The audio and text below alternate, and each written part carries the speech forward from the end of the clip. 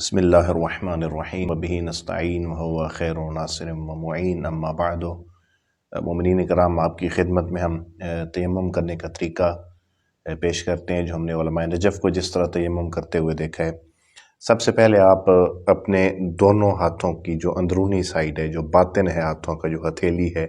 اس کو اکٹھا زمین پہ ماریں گے۔ آیت الاستحسانی کے نزدیک رکھنا بھی کافی ہے۔ بعض فقہا یہ کہتے ہیں کہ ضرب ہونی چاہیے، یعنی باقاعدہ ہاتھوں کو زمین پہ مارنا چاہیے، لیکن حضرت آیت اللہ سستانی دامت ذلہ الوارف کے نزدیک صرف رکھنا بھی کافی ہے۔ تو دونوں، یہ ہے کہ دونوں کو اکٹھا زمین پہ رکھنا ہے۔ ایسا نہیں ہے کہ پہلے ایک ہاتھ کو رکھیں اور پھر دوسرے ہاتھ کو بعد میں رکھیں، نہیں، دونوں کو اکٹھا یوں زمین پہ رکھیں یا ماریں، جیسے بھی آپ کو مناسب لگے۔ آیت اللہ سستانی کے نزدیک کافی ہے۔ معتدبے مقدار میں اگر مٹی لگ گئی ہے تو کافی ہے،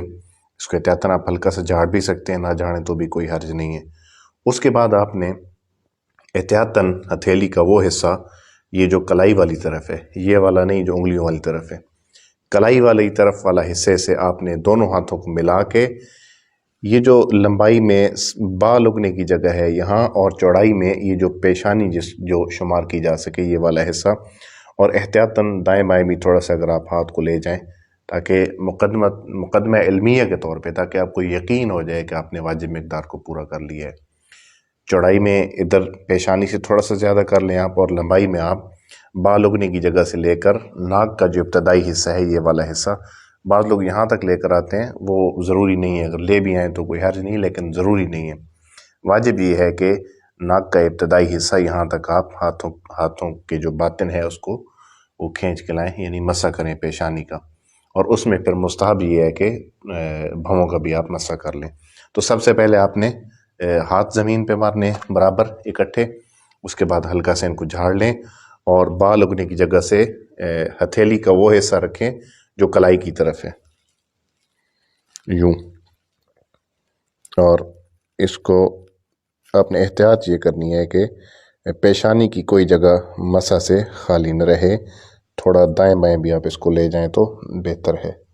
یعنی آپ کا جو دائیں بائیں بھی مسح میں آ جائے تو یہ،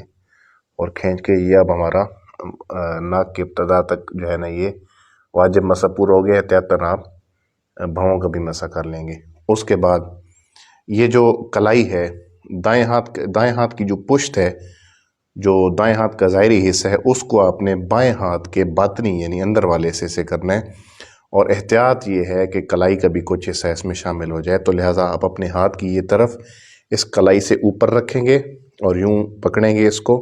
اور اس کو یوں نیچے اس کا مسح کریں گے کہ دائیں ہاتھ کی پشت بائیں ہاتھ کے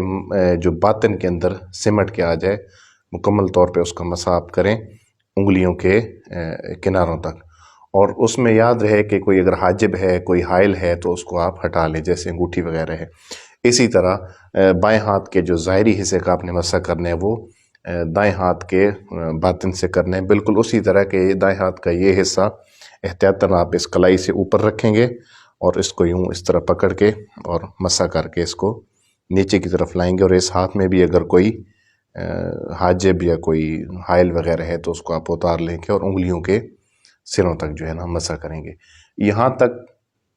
آپ کا واجب تیمم پورا ہو گیا۔ اس سے زیادہ کرنا، چاہے آپ غسل کے بدلے میں کر رہے ہیں، چاہے آپ وضو کے بدلے میں کر رہے ہیں، یہاں پہ آگے آپ کا واجب تیمم مکمل ہو گیا۔ لیکن احتیاط یہ ہے کہ آپ ایک مرتبہ پھر، بہتر ہے، احتیاط ہے، اس میں واجب نہیں ہے، ایک دفعہ پھر برابر ہاتھوں کو زمین پہ ماریں، ہلکا سا جھاڑیں، اور بالکل ویسے ہی جیسے آپ نے پہلے دونوں ہاتھوں کو مسح کیا ہے، ویسے ہی آپ دوبارہ دونوں ہاتھوں کا اسی طریقے سے، بے عین ہی اسی طریقے سے آپ مسح کر لیں گے انگلیوں کے سرے تک، اور اسی طرح آپ پھر بائیں ہاتھ کا بھی ویسے ہی مسح کر لیں گے۔ احتیاطاً کلائی کو بھی آپ شامل کر لیں تاکہ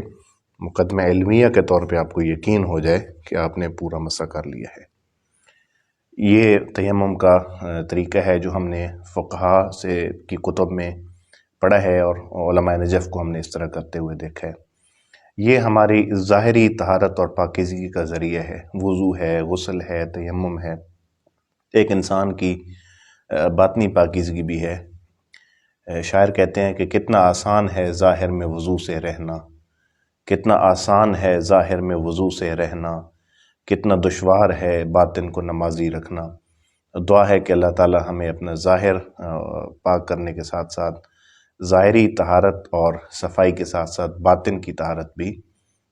نصیب فرمائے۔ اللہم بحق الزہراء و ابیہا و بعلہا و بنیہا و سر المستودع فیہا وصلی اللہ تعالی علی محمد و آلہ الطیبین الطاہرین المعصومین المنتخبین المنتجبین۔